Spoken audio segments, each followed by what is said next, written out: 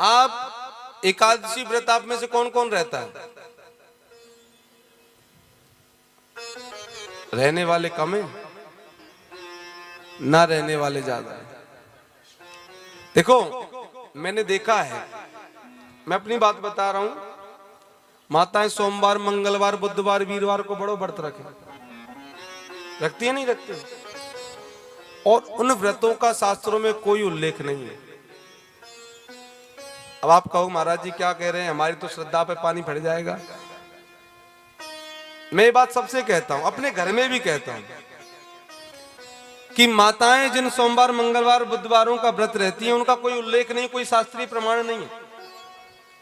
और जिन व्रतों का शास्त्रीय प्रमाण है हम उनसे दूर हो रहे हैं। महीने में 2 एकादशी आती, ज्यादा नहीं आती। अन्न में दोष बताया है, वैज्ञानिक कारण भी है। हमें शरीर की शुद्धि के लिए महीने में 2 दिन उपवास रहना ही चाहिए। हम फालतू के और किसी व्रतों को ना रख के एकादशी का व्रत रह सकते हैं। और जो भगवान श्री कृष्ण के भक्त हैं, जो वैष्णव हैं, उनको तो जरूर एकादशी का व्रत रहना चाहिए, उनको जरूर एकादशी रहनी चाहिए। अच्छा, जितनी एकादशी हम नियम से रखते हैं उतना ही नियम से द्वादशी पारायण भी होना चाहिए। व्रत रखना ही जरूरी नहीं है, व्रत खोलना भी जरूरी है। आप समझ रहे हैं? व्रत रखने से ज्यादा व्रत खोलना भी जरूरी है। यानी एकादशी का व्रत द्वादशी में ही खुलना चाहिए। एकादशी के व्रत में वैसे तो एकादशी की कथा में आया है कि हर एकादशी ही निर्जला रहनी चाहिए।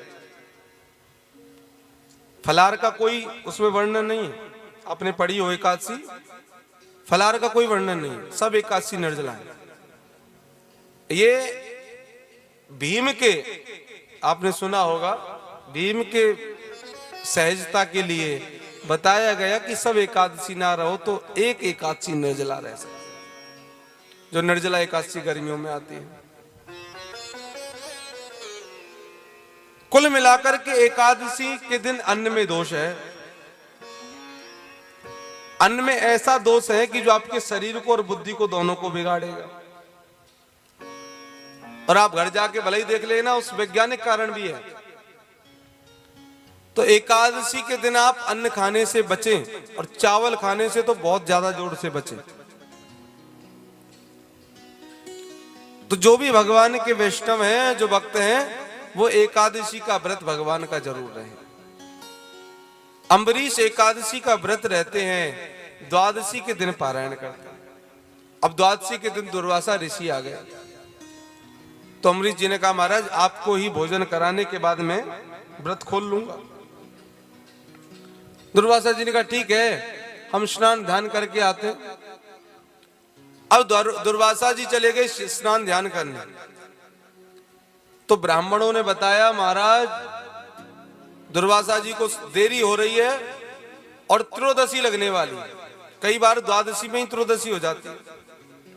लेकिन अच्छे ब्राह्मण से आपको इस बात का निर्णय करवा लेना चाहिए कि एकादशी के बाद द्वादशी कितनी देर तक है, और आपको एकादशी के बाद द्वादशी में ही व्रत खोल लेना चाहिए।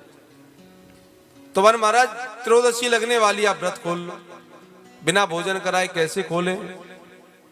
तो ब्राह्मणों ने कहा कि आप जल का आचमन कर लीजिए, आपका व्रत भी खुल जाएगा और संत का अपराध भी नहीं लगेगा।